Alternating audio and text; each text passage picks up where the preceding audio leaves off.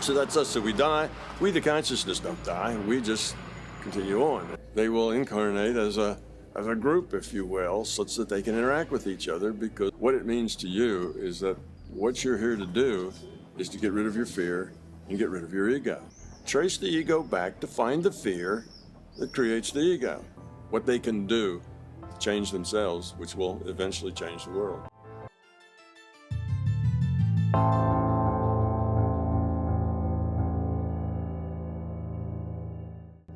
Well, we're always, if we're here, if we have an avatar here, we, consciousness, are playing this avatar.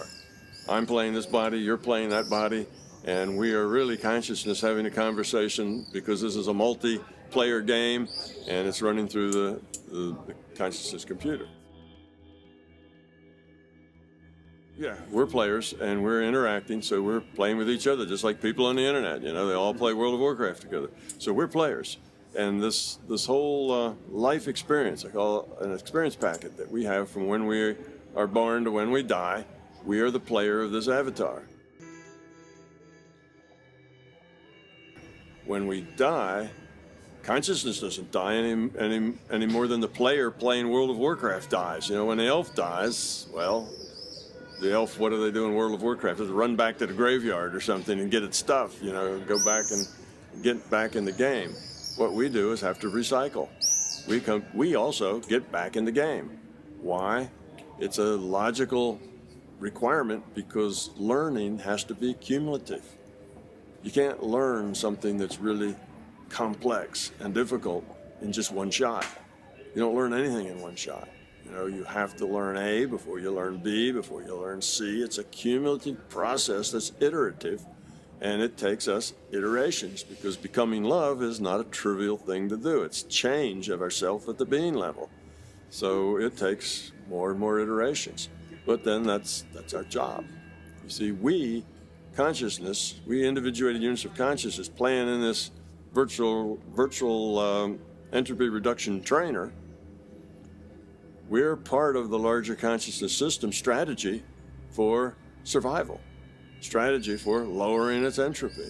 And we need this virtual reality so we have feedback, so we can really make decisions that mean something to us, that we see the results of these decisions. We get a reality that reflects us. Now that tells us how we're doing. You know, go read a newspaper and, you know, look at the evening news. That's how we're doing. So we get this feedback. So that's us. So we die. We, the consciousness, don't die. We just continue on, and eventually we end up in another experience packet, and born and die in another experience packet, because this kind of learning is cumulative. It's possible, yes. Sometimes we do. Sometimes an individuated unit of consciousness will have two players going.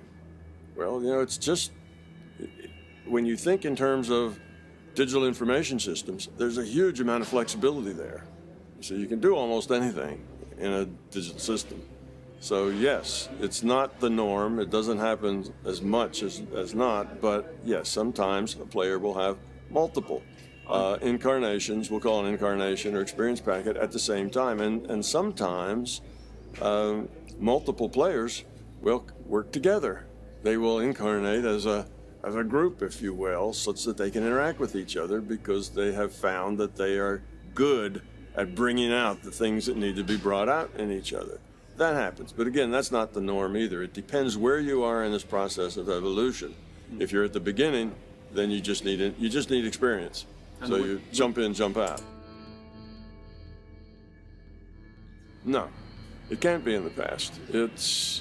Time is a fundamental thing. Time comes in just with the idea of consciousness and choice, and with the idea of evolution. Okay? If there are choices, then there must be time.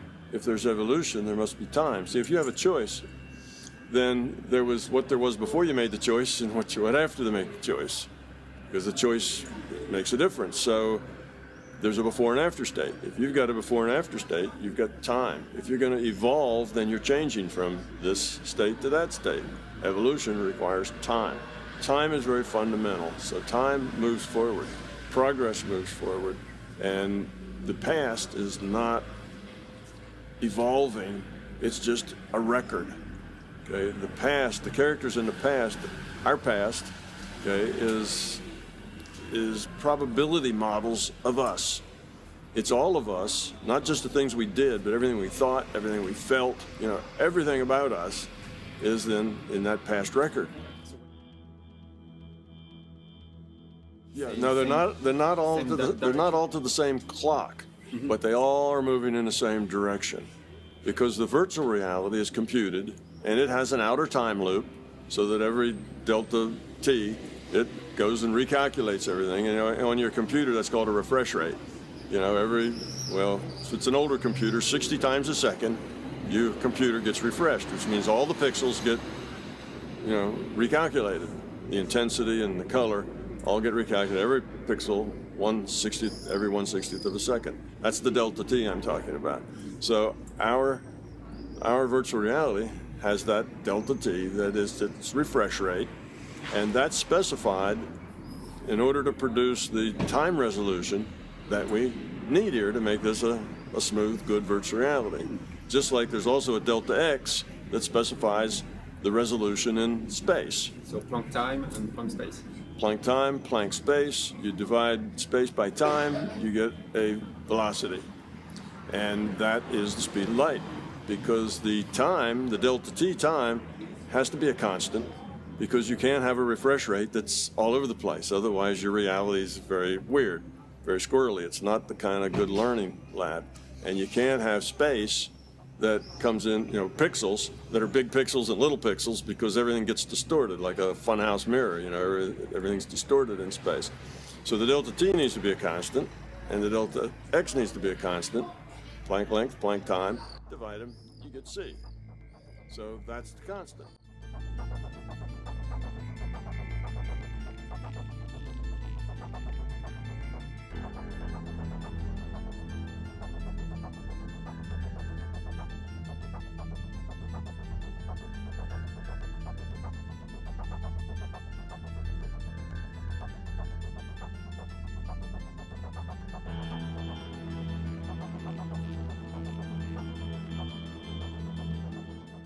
That's why c is the constant. Now, I just used the Planck length, Planck time just because they're there, and physics says that they are about the point where space becomes, you know, granular. Space becomes granular at about Planck length, and the time becomes granular at about Planck time. So I just used those. Now, it may turn out to be something other than those, but let's talk about those because that's our best guess, right, at this time. But in any case, a virtual reality needs a delta t and a delta x to specify the resolution both in time and space. That's what you start with, because that specifies the throughput and the memory requirements of the computation. So what you're here to do, you know, if you want to know, well, what should I do? What does this mean to me? Then what it means to you is that what you're here to do is to get rid of your fear and get rid of your ego and grow up. And that will make your life better and everybody else's life better as well. That's being part of the solution. If you don't do that, then you're part of the problem. So if you want to be part of the solution, we need to get rid of that fear. How do you get rid of fear? Well, fears are hard to find, because most of our fears are buried down in our subconscious and we don't even know they're there, but they push us around all the time. The way to do this is, instead of going after the fear directly, realize that the fear creates your ego and your beliefs. Well, beliefs are kind of sacred to people and they don't want to question them, so that leaves us with the ego as a good way to approach this. So when do you have ego?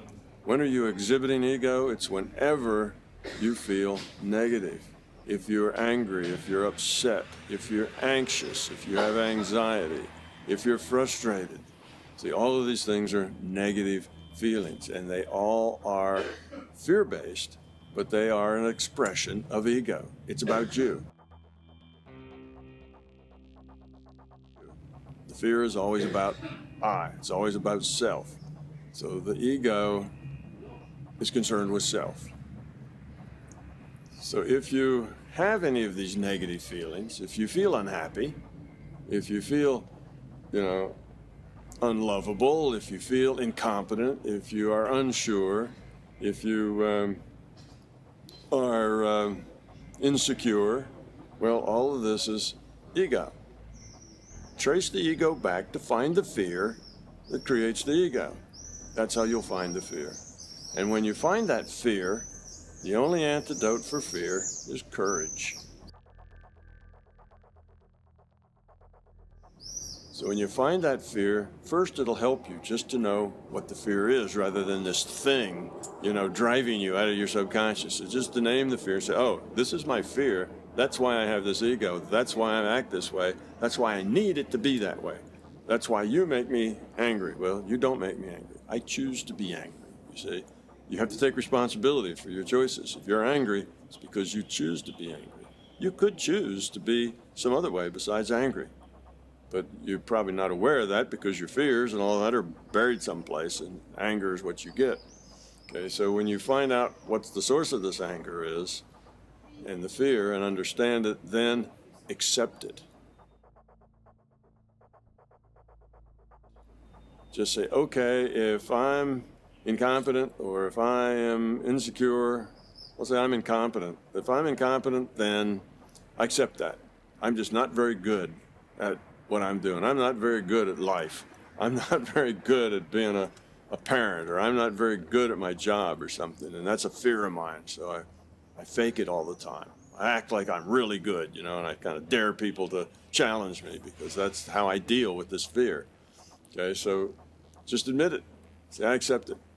I'm just not that competent, but I'm going to go and do the best I can anyway, and as maybe I can learn to be more competent. Because once you admit the fear, then it's easy to become more competent. As long as you're in denial that that's a problem, it's impossible to become more competent. So then you work on that. But once you accept it, you basically pulled its teeth. It can't bite you anymore because you accept it. Okay, that's the way I am. So now you don't have to hide it. You don't have to run from it. You don't have to deny it. You've accepted it. Now you can deal with it. You see, instead of be bullied by it and pushed around by it, you can deal with it. And you deal with it by just letting it go. And what you'll find out is that it's a paper tiger. There wasn't any teeth in that mouth anyway. And you really weren't all that incompetent. You just had this fear of being incompetent. Why? I don't know. When you were 6 years old, maybe everybody kept telling you everything you did was wrong.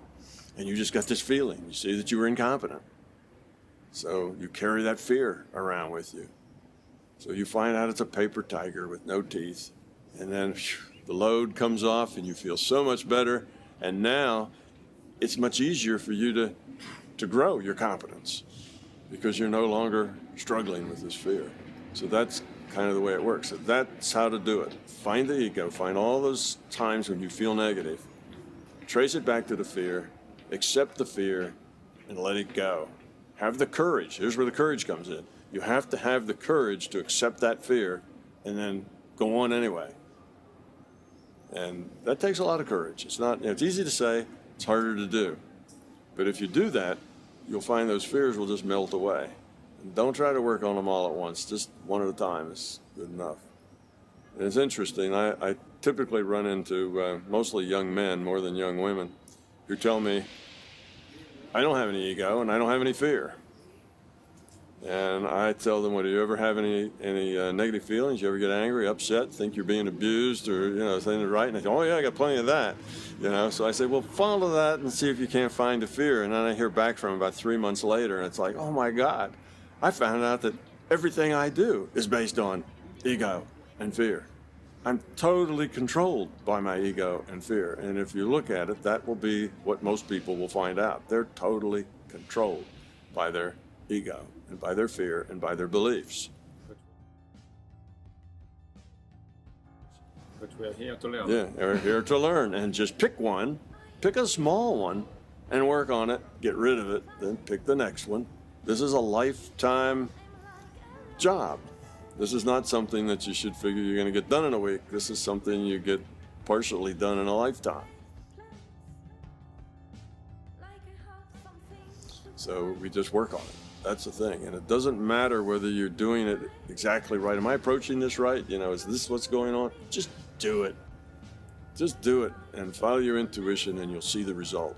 And the result will be that you will be a much happier, you will be a more joyful person, and so will everybody else that interacts with you, because as you grow up, you help other people feel better as well.